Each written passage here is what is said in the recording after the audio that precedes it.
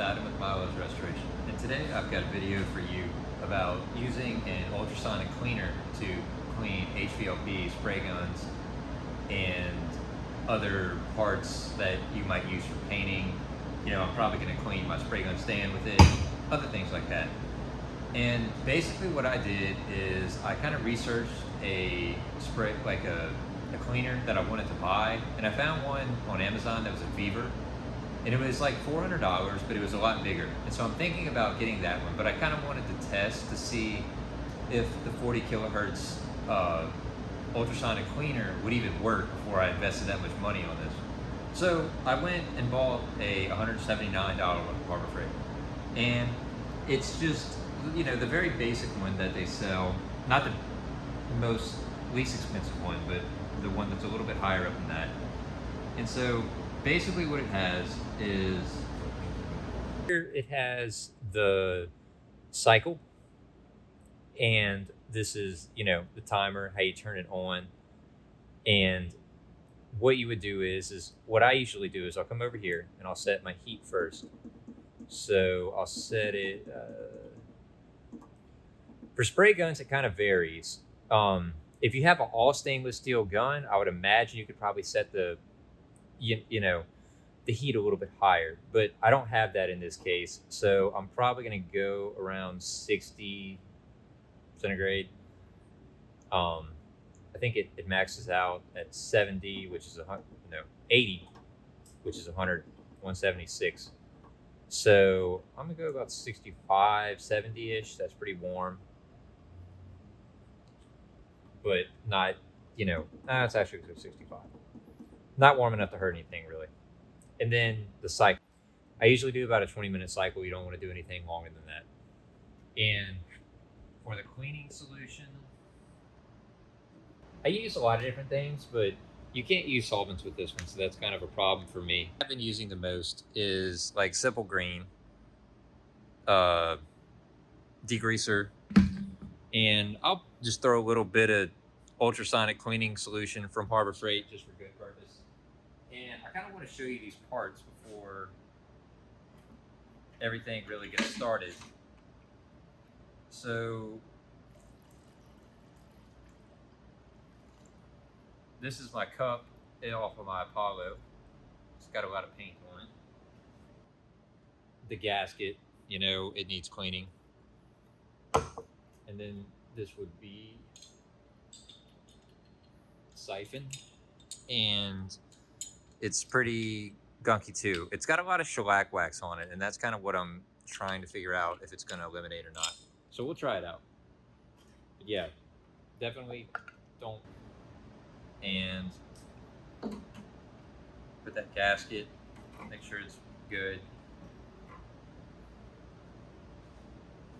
One that I recently did, this is the spray gun for that siphon, and it looks good. I mean, I sprayed solvent with this. I didn't spray water base. So, I mean, I've had good results with it.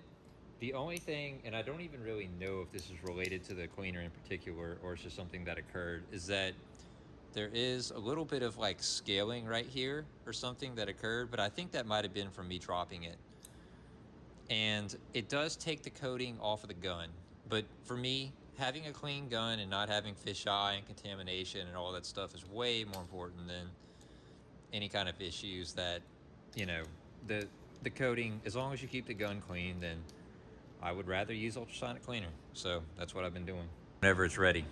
Like, you know, you kind of just have to guess at it as far as the temperature goes. So I'll just take this thermometer and I'll shoot it. It's 33 degrees Celsius right now.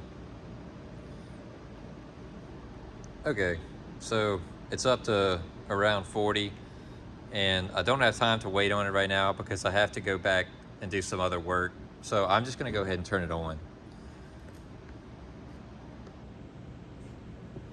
So what I'll do is come down the cleaning switch. I have my timer set already. And the noise is kind of strange.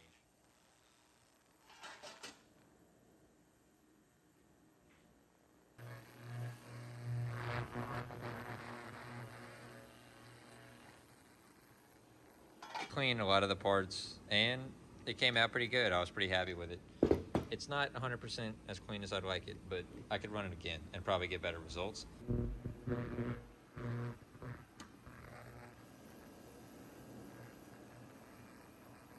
It's left on the cycle and it only got up to like 55 degrees Celsius.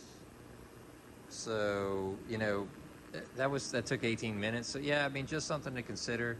If you want to heat it up, it's going to take a while.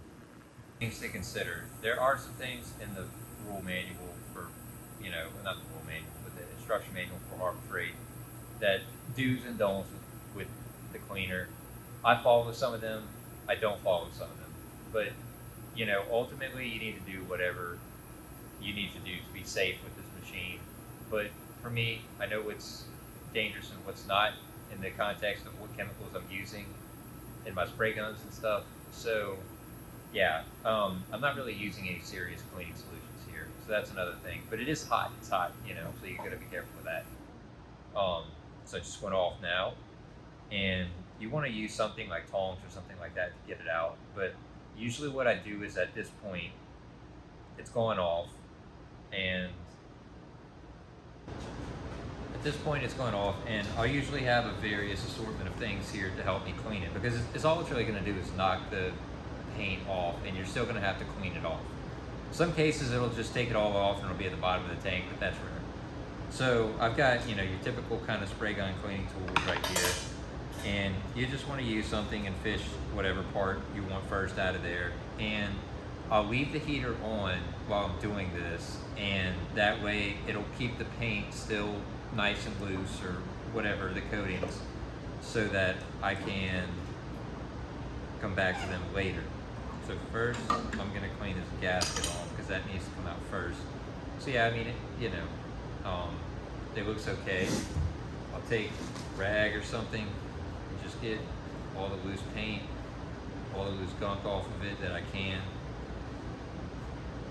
And then you want to make sure that you rinse it off with water, because you always have to rinse simple green off just like any other chemical whenever you're using it. So you need to make sure that you rinse it off with water. Definitely use something to get this out. Obviously this is hot.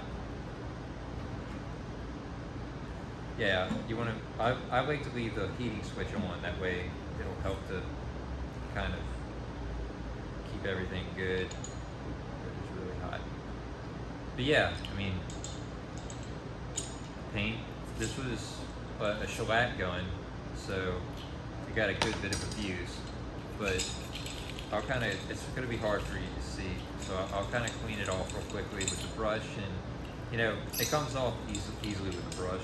I have to dip it in the tank and just kind of clean it. You know, still a little bit of grease or whatever on it.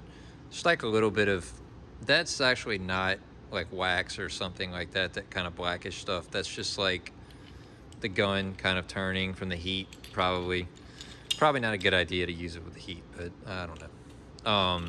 The threads are clean pretty much. I'd like to run this one time again because there's still a little bit of gunk in the threads, but other than that, yeah, I mean, it looks good enough to, like, nothing, it's clean, nothing's really gonna impair the function of the spray gun.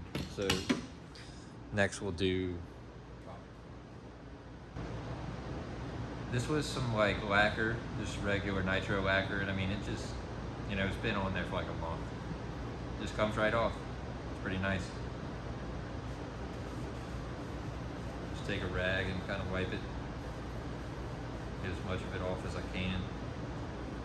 And I'll stick it back in there for a minute. The reason that I did this review is because I kind of wanted to talk about like what you'd expect out of this. So like I said, this gun had been used a lot. It's probably got a few months on it. And it sprayed 1K products and 2K products.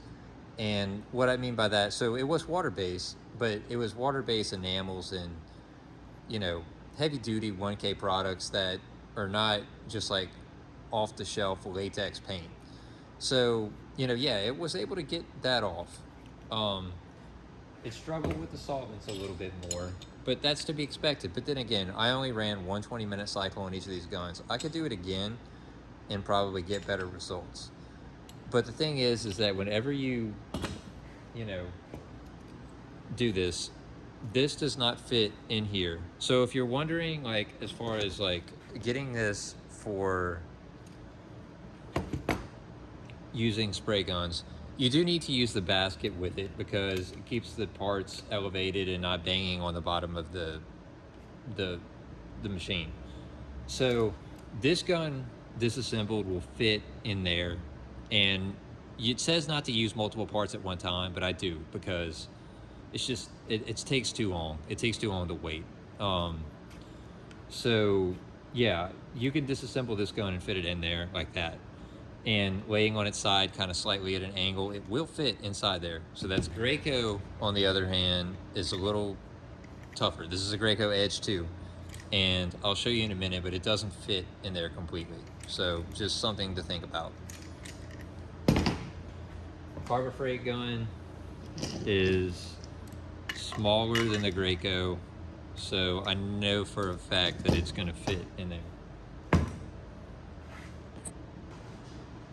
Okay, so tomorrow I've got this cleaned up and it looks a lot better. There's still a little bit of material I couldn't get off right there. So, you know, I don't know what that was. It was probably pre-cat lacquer. But yeah, no, I mean, the rest of it, you know, I could clean it up a little bit better, but it looks good. It's a usable gun. Like I said, it peels the coating off a little bit, but that's not really that big of a deal.